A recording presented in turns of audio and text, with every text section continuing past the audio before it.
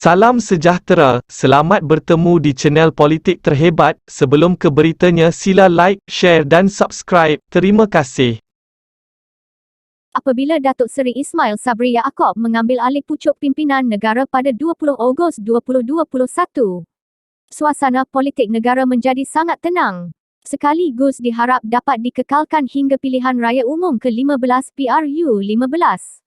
Itulah manfaat paling penting, iaitu politik stabil dengan politiking berkurangan berbanding tempoh sebelum ini yang sudah tentu kredit perlu diberikan kepada Perdana Menteri.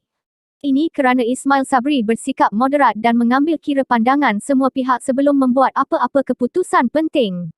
Selain melihat keluar ke Singapura, Indonesia dan kini Brunei, beliau juga sudah membuktikan kebolehan semasa menjadi Menteri Kanan Pertahanan dalam menangani masalah pandemik COVID-19. Sekaligus diyakini pada masa ini, menjadi tokoh diperlukan Malaysia sesuai dengan suasana politik. Markah perlu diberikan kepada Ismail Sabri dan kabinetnya dalam menangani pandemik COVID-19 kerana sebelumnya, kes harian kategori serius merekodkan lebih 10,000 kes serius tetapi kini sudah jauh berkurangan. Kejayaan itu juga tentu hasil kerjasama semua masyarakat dan parti pembangkang terutama dari segi ketegasan kerajaan terhadap mereka melanggar prosedur operasi standard SOP. Malah, Menteri Kabinet melanggar SOP dalam kempen pilihan raya negeri PRN, Melaka dan prakempen PRN Johor juga tidak terlepas. Kemenangan Barisan Nasional BN dalam PRN Melaka juga sebenarnya perlu diberikan kredit kepada Ismail Sabri kerana rakyat sedar kepentingan politik stabil dan mahukan keharmonian untuk kembali bekerja membina negara. Bagaimanapun, selepas kemenangan BN dalam PRN Melaka, ada pula pihak mahukan PRU15 dipercepatkan dengan mengambil kira beberapa pertimbangan seperti supaya momentum kemenangan dapat dikekalkan. Ini sebenarnya adalah pemikiran orang politik yang sentiasa mahu menang dan menjadi dominan walaupun ia tidak perlu kerana kita tidak tahu apa boleh berlaku dalam PRU15. Ditambah dengan pengundi baharu. Oleh itu, ahli politik perlu diingatkan dengan peribahasa mendengarkan guruh di langit.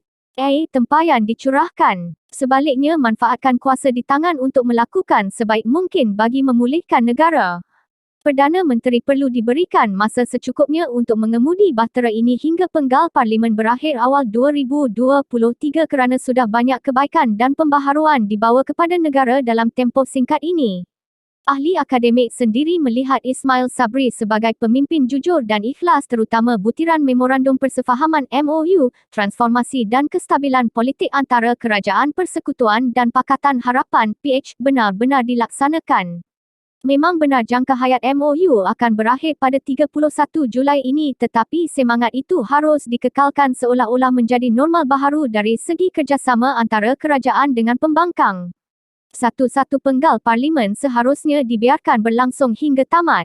Sebelum pilihan raya umum PRU diadakan untuk mendapatkan mandat baharu yang segar. Bagi menjadikan politik lebih stabil, ahli akademik juga berpandangan selain pengenalan akta anti lompat parti, langkah besar boleh diambil adalah menjadikan tarikh PRU sebagai perkara tetap. Kita perlu mengambil contoh negara maju seperti Amerika Syarikat AS. Malah negara jiran Indonesia juga yang memperuntukkan pilihan raya presiden wajib secara automatik dilangsungkan pada tarikh tertentu. Jika peruntukan sebegini dapat dimasukkan ke dalam perlembagaan, akan hilang ketidaktentuan dan politiking berlebihan. Sekaligus menjadikan semua pihak dapat fokus kepada kerja masing-masing hingga tarikh PRU tiba.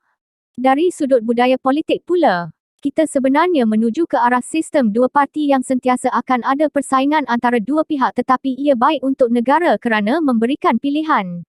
Sekaligus mewujudkan semak dan imbang. Paling penting dalam suasana kita masih menghadapi banyak masalah dalam negara ialah pengekalan kestabilan politik supaya pemulihan ekonomi sedang berjalan pesat sekarang tidak terencat yang setakat ini kestabilan politik mampu diberi Ismail Sabri.